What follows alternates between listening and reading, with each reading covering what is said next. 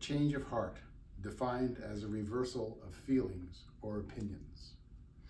I once believed in the death penalty and in an eye for an eye.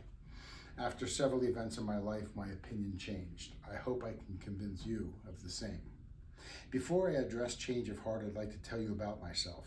I was born and raised in South Central Pennsylvania in a small town called York, some 30 miles away from Gettysburg and about 2 hours west of Philadelphia, smack in the heart of Pennsylvania Dutch country. I was born and raised a Lutheran. In fact, almost everybody I knew was Lutheran, and the common joke was if two cars collided in Continental Square in Center City, York, most likely they would be German Lutherans. My paternal grandparents were German Moravians, and they owned and operated a grocery store. My father converted to Lutheranism when he married my mother and owned an upholstery business. Hard work is a strong virtue in my family. I spent most of my younger years in the Boy Scouts and the Girl Scouts, as my father was a Boy Scout commissioner and my mother was a professional Girl Scouter. I also spent many hours at church as both parents served on various committees and council. It was at that church I learned how to give back to the community and to those in need. At the age of 8, my father died of a massive heart attack. I was amazed at the 500 people or so that attended his funeral. I began to doubt the relationship I had with God. For as a young child, I was taught that we worship a loving God, and everyone told me that that loving God took my father away because his work was finished, and God had other things for him to do. This was not acceptable to me, and my world was turned upside down. I continued to attend church, Sunday school, and yes, 3 years of catechism classes. I became cynical, but continued to try to keep an open mind as to what I heard from the pulpit. Even though I was raised in a liberal family, my opinions changed greatly. Why be loving, open, and kind when the God I knew as a child let bad things happen? It was bad enough that he took my father at a young age, but in my latter years he took friends in automobile accidents, and in the 80s, that deadly disease we now call AIDS took others. I was angry and confused and began to drift away from my teachings. In a matter, I became vindictive. I lashed out at the world while I was still a liberal thinker, and my attitude towards others was not loving at all anymore. After all, the New International Version of the Bible, Exodus 21:24 reads, an eye for an eye, tooth for a tooth, hand for a hand, and foot for a foot. Leviticus states, fracture for fracture, eye for an eye, and a tooth for a tooth. The one who have inflicted injury must suffer the same injury. In addition, Deuteronomy reads, show no pity, life for life, eye for an eye, and a tooth for a tooth. Hand for hand, and foot for foot. That was I, no mercy. If God punishes others and me, why should I extend my hand? If you do others or me wrong, you should be punished, and punished severely. I was a proponent of not rehabilitation, but incarceration. Death deserves death. I was a supporter of the death penalty. That all changed some 30 years ago. I was living in Connecticut and was visiting my mother in Pennsylvania. My sister came down from New York with my nephews for the weekend also. A telephone call came about 7 that fateful Friday evening.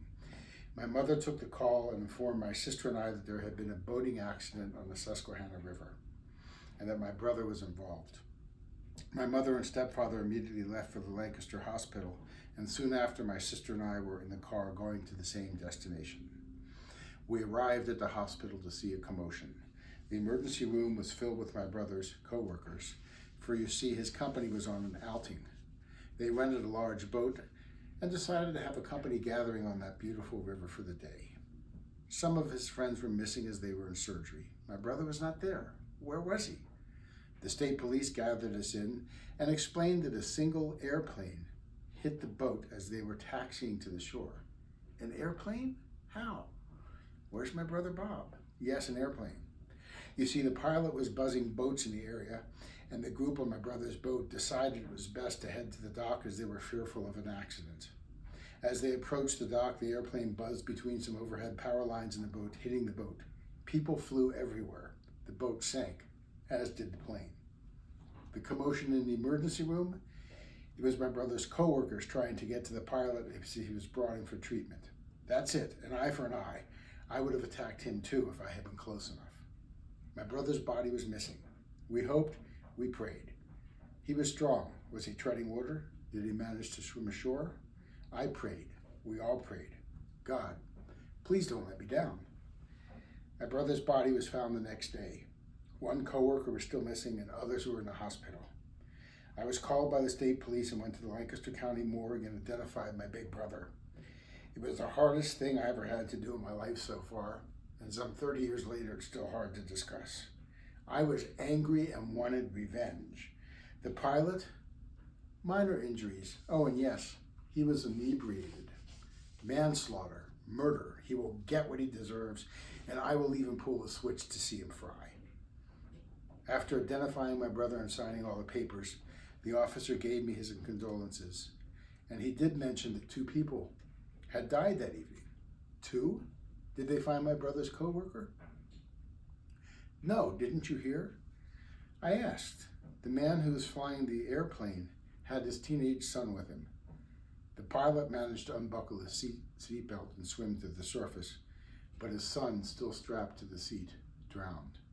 I was shocked, confused, and yes, still angry. At my brother's memorial service, I heard these words: "Judge not, and you will not be judged. Condemn not, and you will not be condemned.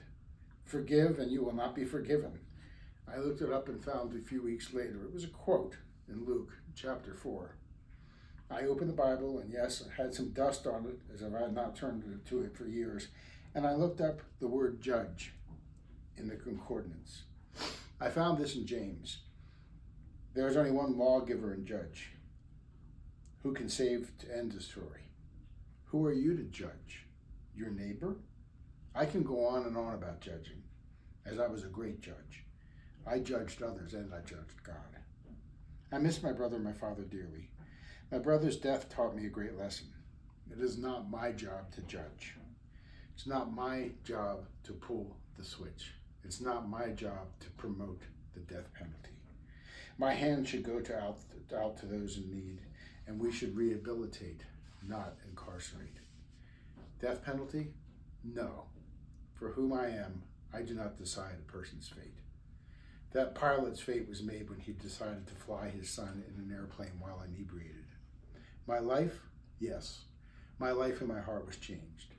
I'm still somewhat cynical, and I certainly let my feelings be known, but I am no longer a proponent of an eye for an eye, or of the death penalty, for in the words of the Pope, who am I to judge? Pope Francis, AP News. Thank you.